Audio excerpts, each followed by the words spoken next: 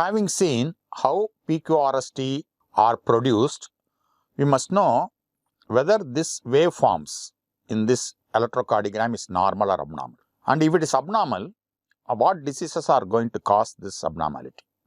So that's what we are going to see in this particular segment. So we are going to measure each one of your electrocardiographic waveforms to see whether they are normal or abnormal and how to measure them and what are the clinical implications. So this is how to measure an electrocardiogram. To measure an electrocardiographic waveform, you must first know about the electrocardiographic paper. The electrocardiographic paper has got number of squares. They have big squares and small squares.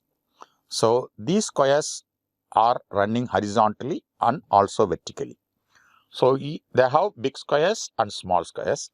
So the ECG is running at a particular speed and we have horizontal measurement, we have a vertical measurement. The horizontal measurement give you what is the duration of a particular complex. For example, when the ECG is running, what is the ECG? For example, QRS is there.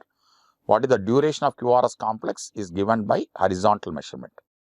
Whereas, what is the height or the depth of the QRS complex is given by the amplitude measurement, which is done vertically. So, vertically you do amplitude measurement and horizontally you do the duration or time measurement. So, with the small squares and big squares in the electrocardiographic paper. So, before you read an ECG, the two things you must see always before you interpret an ECG is the standardization and speed. As I told you, vertically we measure the amplitude and horizontally we measure the duration or the time of a particular complex. So, all ECG machines, all ECG papers will have big squares and small squares.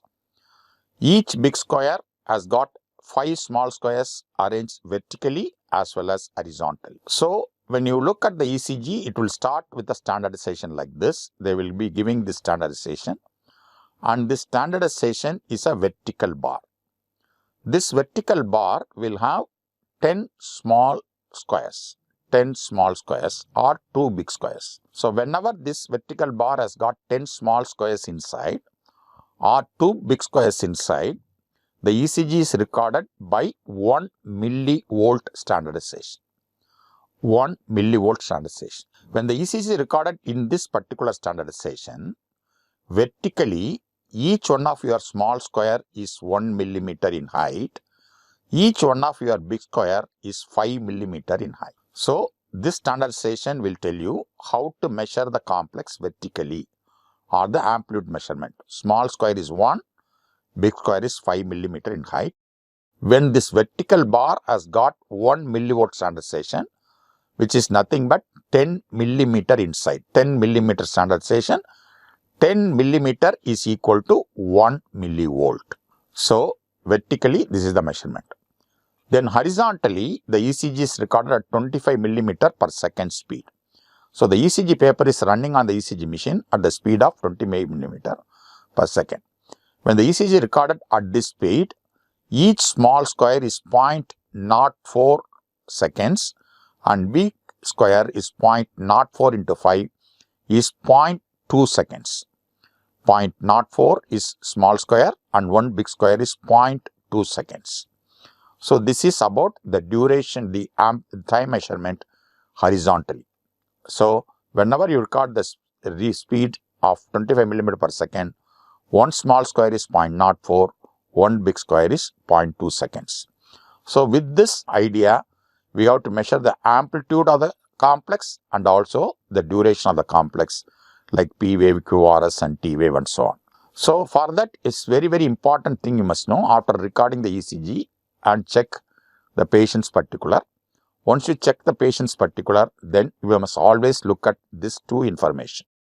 Whether the standardization, it can be given at any portion of the electrocardiographic recording. Some machines will give in the front, some machines will give in the back, or some machines will giving in the bottom.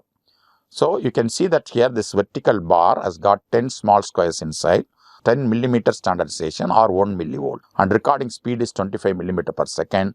So, that's then only whatever I am going to say as normal amplitude or duration of the particular complex is going to be valid only when the ECG is recorded in 10 millimeter standardization and 25 millimeter per second speed. So that's why before doing a measurement, you have to make sure this two information is right and available. So number of waves we are going to measure. One is the P wave, then the PR segment, then the QRS amplitude and duration, then the ST segment, then the T wave, then we have another wave called U wave. So all these measurements is going to be right only when you record in 10 millimeter or 1 millivolt standardization, where small square is 1 millimeter and big square is 5 millimeter. When you record at 25 millimeter per second, small square is 0.04 second and big square is 0.2 seconds. So with this basic calculation, we got to measure each one of our waves.